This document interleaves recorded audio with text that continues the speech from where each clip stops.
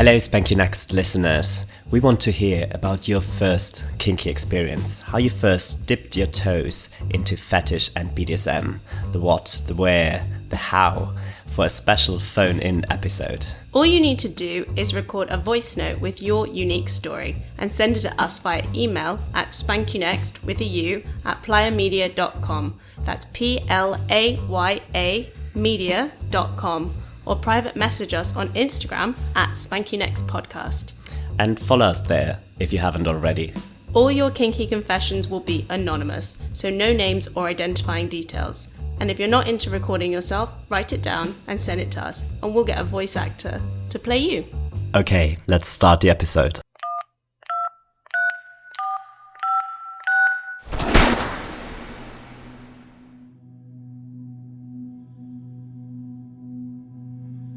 Basically, your mouth is used as a lady's ashtray. She will blow smoke in your face, flick ash into your mouth, and sometimes, if it looks like it's safe to do so, we'll put the cigarette out in your mouth as well.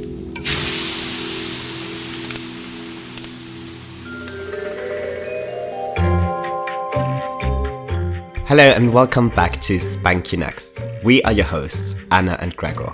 This is the third episode of Season 2 of the podcast where we sit down with a sex-positive guest to talk about their kinky areas of expertise. So nice to be in the studio because the last couple of days have been crazy busy. We are in full planning mode because we'll be going across the pond to St. Petersburg, Florida from Barcelona for Fetish.com. Fetish.com is this huge fetish and BDSM fair, and we are already so excited.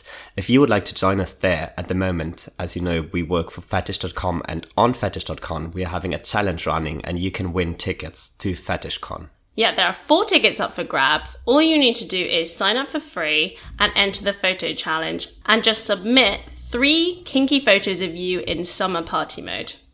It's really big for us because it's the first time that we're taking the podcast, our baby across the pond, and we are excited to meet all kinds of people from the scene, from BDSM and fetish porn, exhibitors, actors, producers, and I think this also leads us to today's topic. So there's going to be a lot of fetish porn performers and producers there, and our guest today is Eyemblacksheep, and he is a film sub in lots of UK fetish porn, where he predominantly serves his dominatrices on screen. So he's here to tell us all how he got into the business, what interested him in fetish porn, and his whole journey. And also, you know that there's some really kind of high class, loads of money involved fetish porn, but then there's also this really big field of independent fetish porn, and that's what Eyemblacksheep is here to talk about. Absolutely. And I think this is the first time we've talked to a male submissive. Now, It's about time.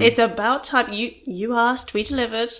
Now, Eyemblacksheep does not consider himself a sub. He actually rejects labels in general, but he would be more on the switch side where he can play the role of both dominant and submissive in various BDSM scenes, but generally he will be submissive on camera, right? Yeah, he talks about this. He talks also about how he got into fetish porn and some of the practices he performs in the films, and that's some of them are rather extreme, I have to say. So if you don't want to listen to something about bollock stapling or human ashtray, turn off now. But don't really, because you're going to love this conversation. You're going to love it. But don't try this at home without safeguarding practices, okay? Really don't. Kind of look for somebody who has experience and then you do you. Another thing, Anna, you've known him already for quite some time. Yeah, me and Eyemblacksheep have worked together for a few years. Not in fetish porn, Not in fetish sadly. porn. He is a FetMod, which is a moderator on Fetish.com in the forum, where he basically reads most of the submissions that come in on all types of kinky topics and approves them or disapproves them and keeps it a safe space. And if you've ever been on Reddit, you know what it's like. It's a moderator, but kinky. But kinky and better, I would say. Kind of, we have really some amazing people working on Fetish.com, and they really guarantee that this is a safe space where you can chat about your preferences, fetishes, and what turns you on. I think without further ado, we should just get him in here and you can enjoy his sweet, smooth tones. Let's get him in here.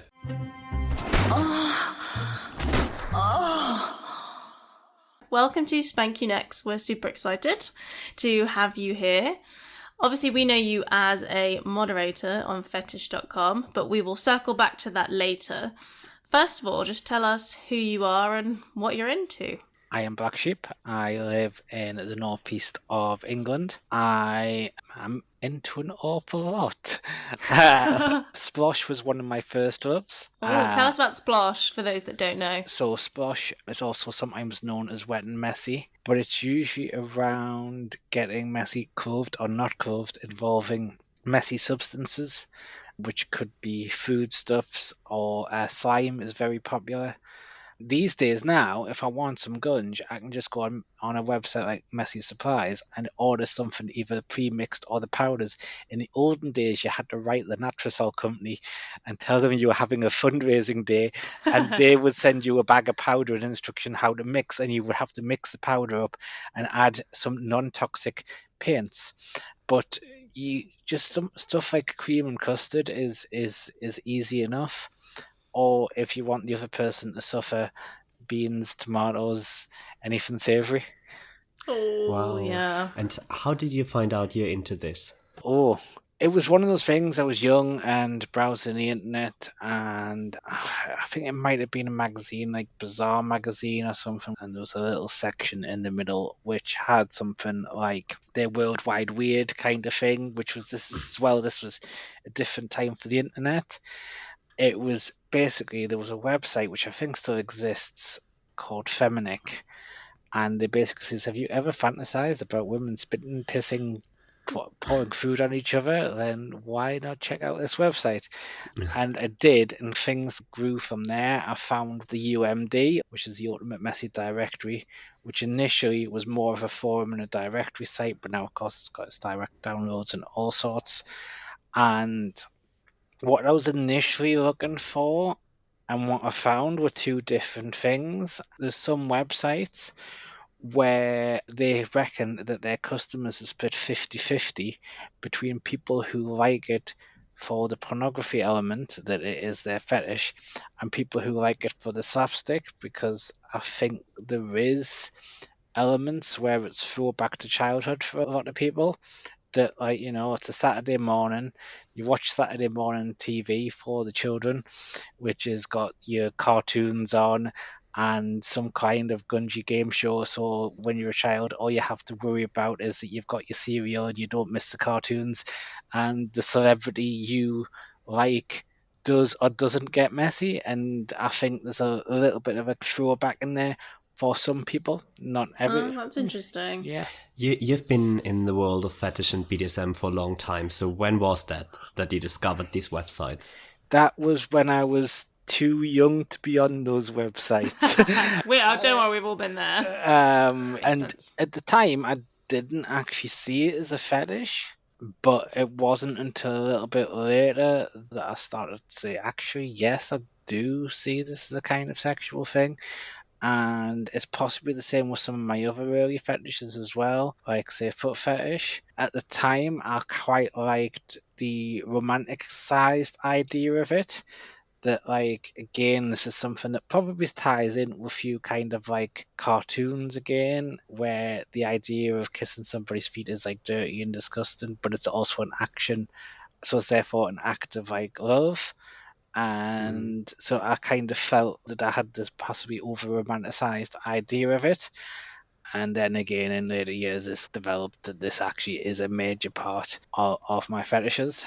Yeah, I mean, foot fetish is what, the most popular? It's estimated that feet are the most sexualized body part that are not deemed to be a sexual body part. There's assorted wild estimates that reckon that it could be as many as 1 in 7 men have a foot fetish.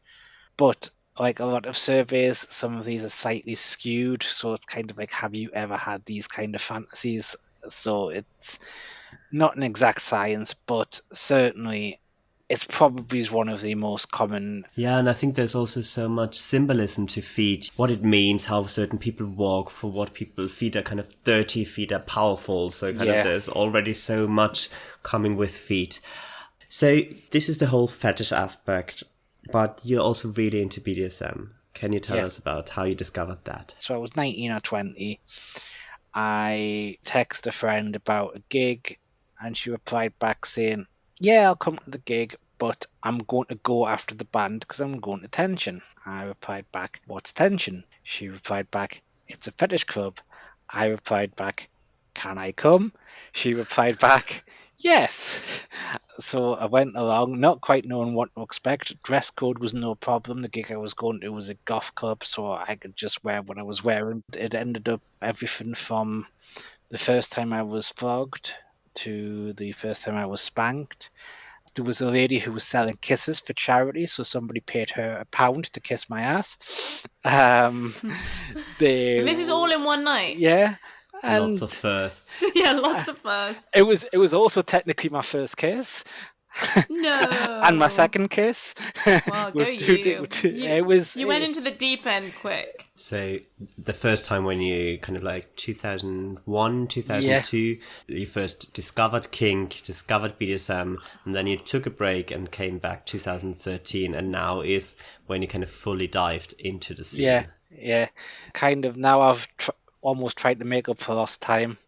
What is it about it that you found so titillating first, and then now you're back? There was like this light bulb moment in my head, and it was like a door opener. It's like there's just this whole new world and whole new possibilities that actually absolutely anything could happen. So there was often the excitement that whenever you go on a night out, if there was no play pre-planned, who would you see? Who would you like? Would you end up doing some play? What would you end up doing? How were things going to unravel? And it was like not, and it still is to this degree like nothing else, because I don't know when I'm next going to a night out, but when I do next go to a night out, absolutely anything could happen. So basically, this completely submitting to the unknown. Yeah. So I would be interesting. Do you consider yourself more a sub, a dom, or a switch? So privately, I am a switch. A lot of people know me as sub because one, I do a blog which usually talks from a sub perspective, and two, I also film a lot, and about 90%, 95% of what I film is with me in a submissive position. So why is that? Is that because there's more demand for femme, dom, and male sub porn? Some's just been the way things have played out, and I think it's possibly easier to get a role as a male sub in a femdom film than it would be as a male dom in a MF kind of situation, because of so many different reasons. Everything from trust to the aesthetic that people look for. Without kind of self-negging, I'm not too sure if my look would be what people would expect to see on film as a male dom. I say that I did some filming as a dom just at the weekend gone. Oh, well. Um, Exclusive. yeah, all of the clips are coming out on May the 4th because they're all Star Wars themed. Are they? Oh, wow, that's cool. I actually once saw some Star Wars porn. It was very high production. I'll never forget it. Ours is good. There's thought and effort put into it. Nice. So, How did you get into this work? What is it that you That's just enjoy what I about it? want- Oh, That's well. just what I wanted to ask. Yeah. So good. Yeah. So many questions. So what do you enjoy about it? How did you find it? so about 6 years ago, 2016, I'd been thinking about a lot of things, and the story I sometimes tell is a little bit cheeky, but it's got elements of truth in. If you go onto any websites and people are sharing pictures of videos, and you'll see the guys typing things like, "Oh, that person's so lucky, blah blah blah. I wish that was me, blah blah blah blah blah." And it's so tiresome sometimes. And I thought, you know what? I'm going to make that me. I'm going to learn how to do this, and I'm going to make this me. And that was partially my initial motivation. And I saw a couple of castings go up, which I applied and was invited to. And some of this was, I only really got the advice because people could see that by this time, this was 2016, so by this time I'd been very active locally, so people could see that I wasn't just a fantasist. I played regularly, I did things. And that was important to the casting Yeah, directors then. yeah, because you get an awful lot of people who feel this is a way for them to try to get play or to explore their fantasies, but it's not, because it is actually ultimately work. Even if the subs don't usually get paid, it's still ultimately a form of work. Wait, you don't get paid? Not usually. I have been paid, but in most independent femdom porn, the subs haven't been paid. In some cases, they've even paid to be there. Oh, wow. So is this also kind of a form of submission? Yeah, the logic is that the guy pays a film tribute and spends time with somebody who would normally be completely unaffordable to them, or maybe is affordable to them, but an opportunity to spend time with them for a little bit less, and in exchange gets to play out certain scenes within film. Oh, that's interesting. That is interesting, yeah. Because there's also like paying a dominatrix in the form Yeah. of being in the film, right? Yeah, so this is just it. Sometimes you're talking about 200, £300 an hour ladies who are asking 100, £150 for an entire day. So it's something that divides a lot of opinion, but at the same time, there's also plenty of people who don't ask for any financial contribution. So there's always opportunities. A lot of it's fun because it's a little adventure and you get to make art, and some of my attitudes kind of matured rather than changed. But some of the initial thing is that you're turning up to film, you're helping somebody by helping them make content they can sell, and in exchange you are going through scenes and fetishes that you enjoy, and you basically are just speaking with people who's you think is great and would like to spend time with. Then it's win-win, and as well you get this finished movie that you can see, which is nice.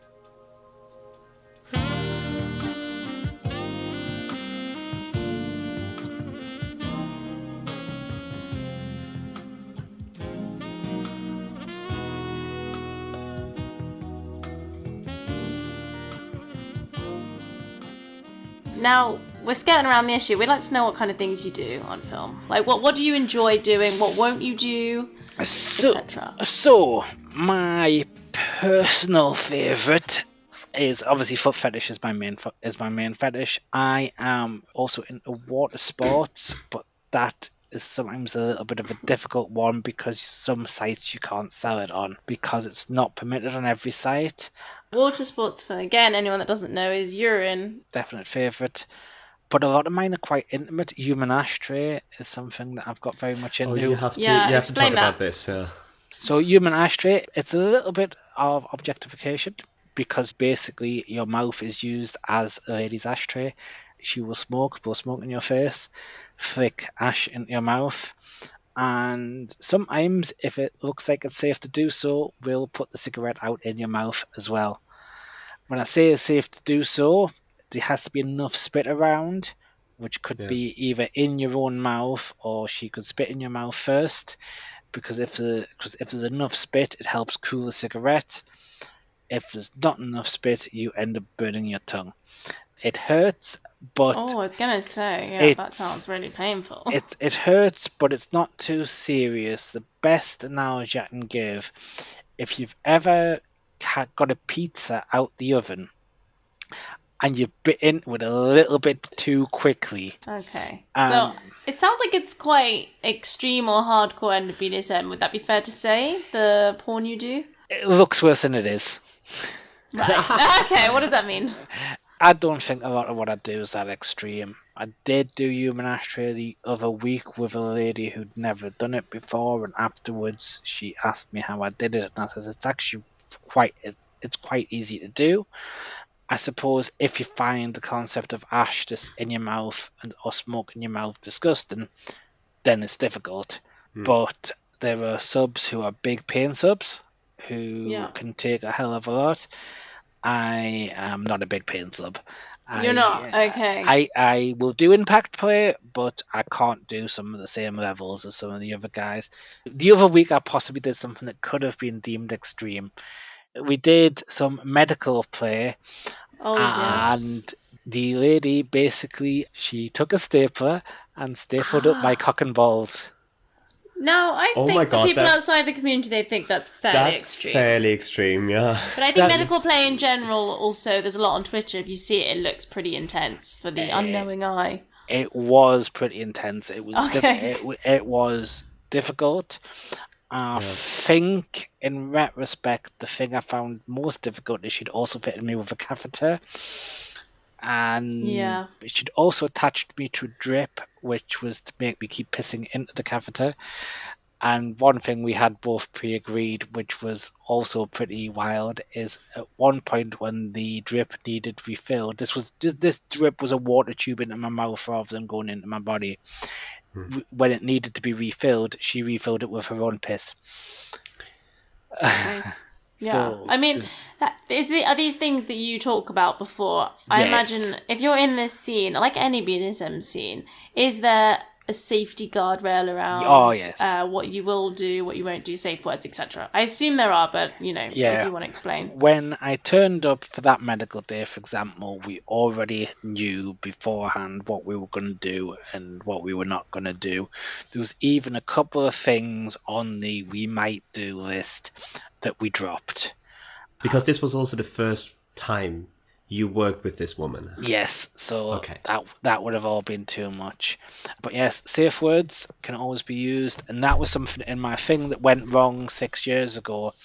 Yeah. The thing I should have done, and this is something that can be done, is that if I'd safe word or shouted stop or done anything that indicated this wasn't working, you can stop the scene, you can pause the camera, and just work out what's not working, and then just resume. And this could be for anything, because you obviously want something that's enjoyable and high quality, or at least consensually non-enjoyable, because that's a difference. And as well, the better clips are stuff where both people enjoy it, because it means that they know that everybody can be happy with each other. So even if it's a masochist who's screaming in pain, if they know that they're into that, then it's good, because they know they can keep doing it. They know that the screaming in pain is going to look really good on camera. Some people do overact a little bit, but they know it's going to look good on camera. And have you ever panicked in a scene?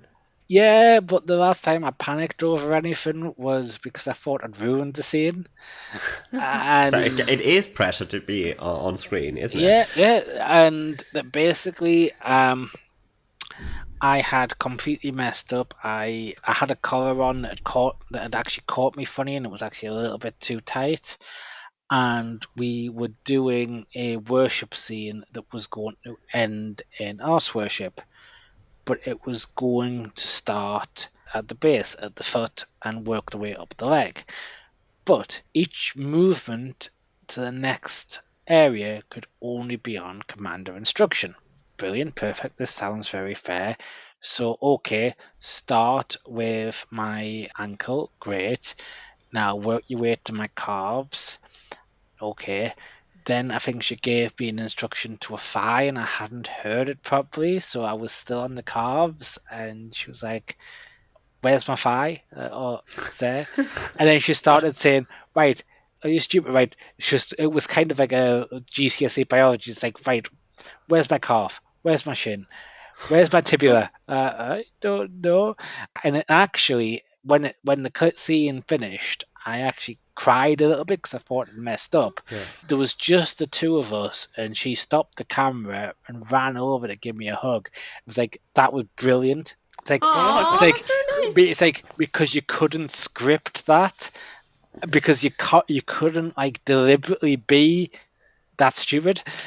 Oh, but that's actually kind of cute. Yeah. You know that because of this, is that she knew I just got totally flustered and my head had got confused because there can be pressure and that there's a lot going on, and she knew that I just got my head confused. Oh, But it just played into the high kind of whole stupid man, stupid sub kind of vibe, and yeah. that it meant that instead of it just being a nicey worship scene, it meant that she could put in some more verbal, and that it was appropriate for verbal. She wasn't just being mean for the sake of it. She was being mean because I couldn't tell the difference between a thigh and a calf.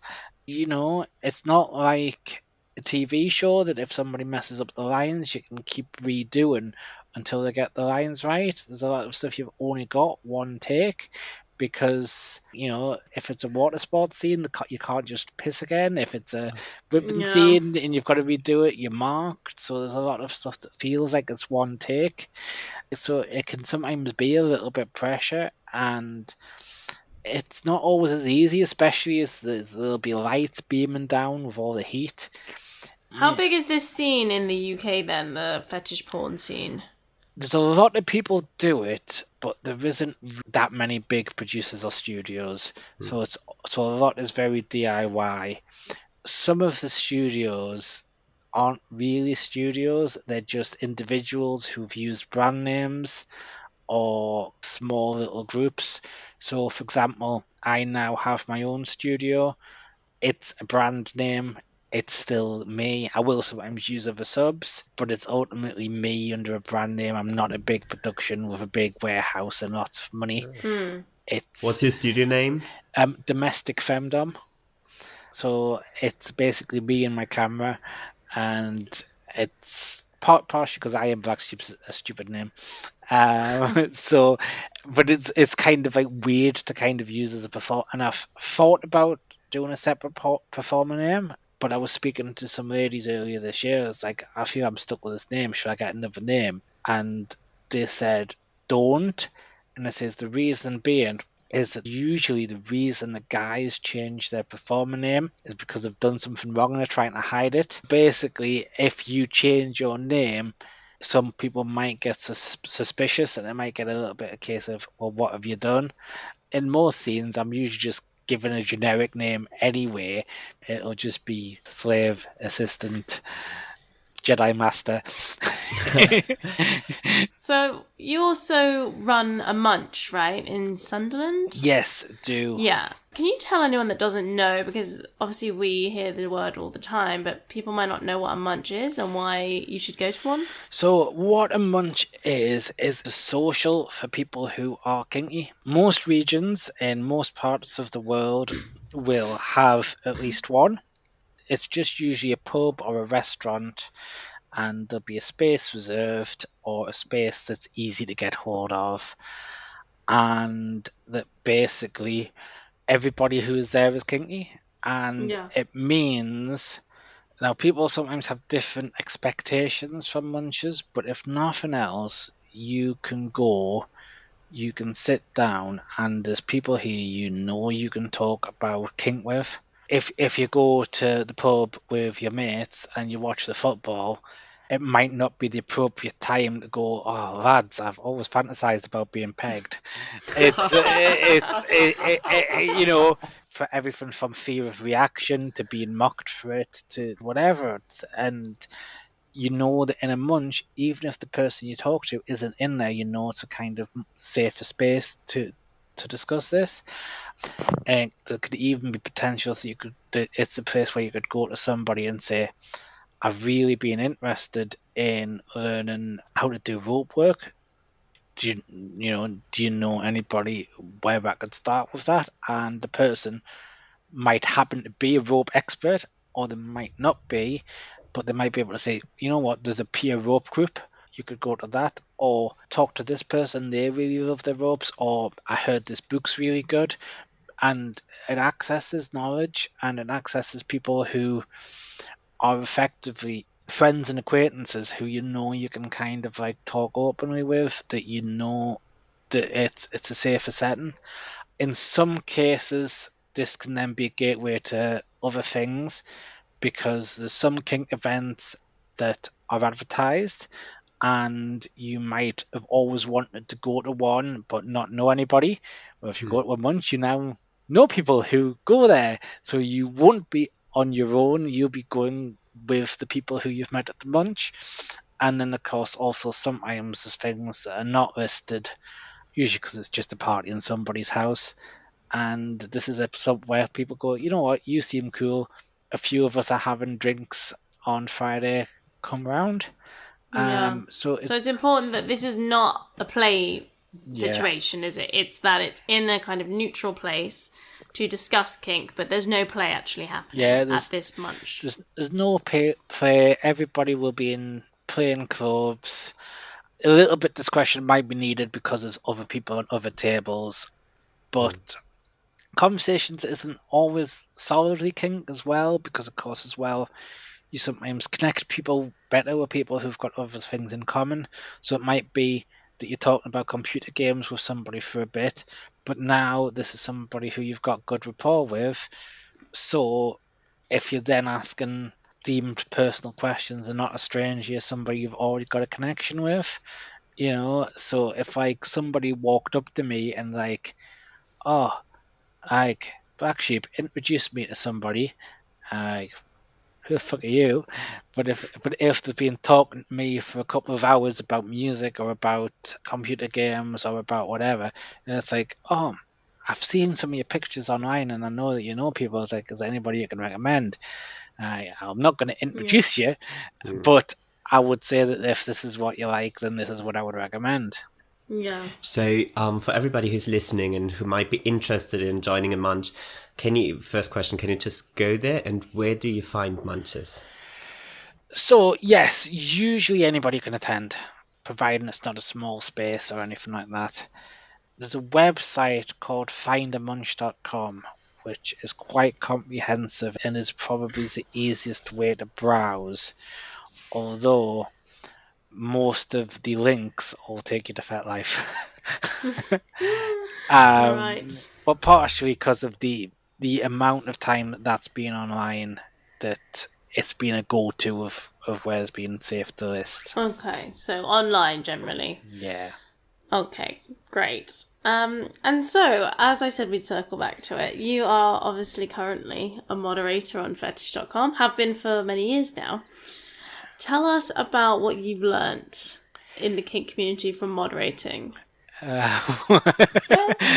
Oh, there's a lot of different people with a lot of different backgrounds and a lot of different expertise and understanding. That was something I kind of already knew a lot. That as well, a kind of important thing always is that what works for one person doesn't work for another, and that's a trap that a lot of people can fall into at different times. People sometimes get a little bit tied up in one way being the right way, but there's actually lots of right ways, and it's only a wrong way if it's not working. I think that actually engaging with people in general and their backgrounds is always a bit of a learning exercise, especially as it does tap you into other areas, as in other regions and some of their backgrounds. There's some parts of the world where in order to be considered a dom, you have to have been a sub first. In others, that would be complete nonsense. And it's kind of known that both can mutually be true because it's their backgrounds. And also, of course, a lot of people have a lot of romanticized ideas about kink. And it's not wrong, but actually, in the history of the world, a lot of what we think is true in kink as having a long history is only about 30-40 years old, and that doesn't mean it's a bad thing, but the stuff that gets talked about as if it's an ancient tradition that actually somebody thought up in the 90s. So, what do you like most about moderating on Fetish.com? It's a kind of serving the community thing, that there is a lot in life that I do that is very much for my own gain, because it is, everybody wants to put themselves everybody should put themselves first, and that doesn't matter if you're a dom, a sub, a switch, whatever. You should always be putting your own interest first. But sometimes that can also be done in a way that actually helps a wider community, which can be helping contribute and share the knowledge and supporting others.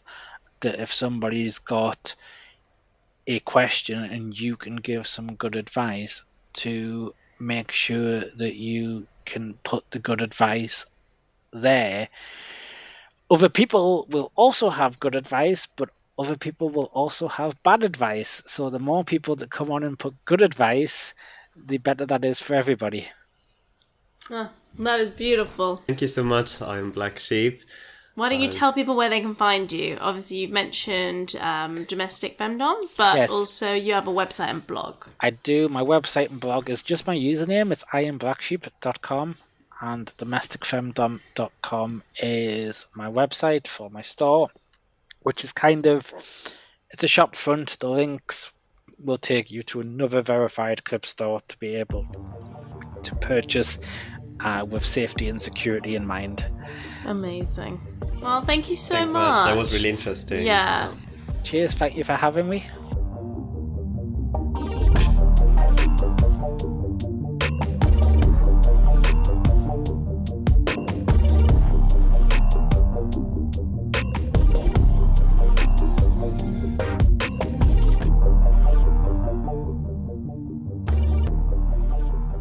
Yeah, that was Eyemblacksheep. How was that for you, Anna? You know what was great? Because while me and Eyemblacksheep, we work together every day, we don't get to chat, and I don't know that much about his life, so it was super interesting knowing how he came to kink through club culture in the UK, which I know very well from my youth.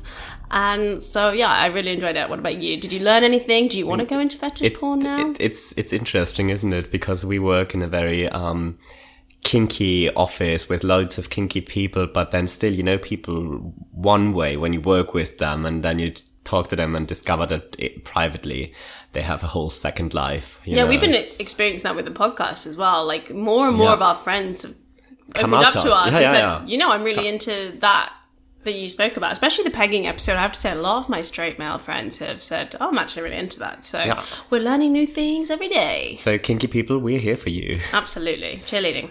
Yeah, it was an interesting conversation. I think I think I wouldn't go into fetish porn out of several reasons, or at least I wouldn't do it as a submissive. Yeah, so you'd just be the person getting people to do stuff for you. Yeah, I think I could see myself much more. That makes sense for you. And before we sign off, you probably heard at the top of this episode about a special phone-in episode that we're planning right now, where we want to hear about your first kinky experience. Yeah, really record those voice messages and send them to us either via email, spankunext@Playa Media. Playa is with a Y, and playamedia.com, or on Instagram. And you should also follow us there at Spank U Next Podcast. Absolutely. We're really keen to hear how you first dipped your toe into the fetish and BDSM waters, because everyone has their own unique story. That's it for today. Yeah, I'm already excited about next episode. Hope you are too. Thank you for tuning in, and we're looking forward to hearing your submissions. And until then, keep it kinky. Keep it kinky. Don't forget to subscribe to Spank You Next on Spotify, Apple, or wherever you get your podcasts. You can also follow us on Instagram at Spank You Next Podcast. If you'd like to connect with people who share your kinks, sign up to Fetish.com for free, or download the Fet app from Google Play Store and the App Store now. And for any one of you who is looking to deepen their knowledge of kink, head to the BDSM training school on Fetish.com and enroll in a course now. And last but not least, shout out to our producer Billy Cragen, our kinky team, and everyone who makes this podcast possible. Oh.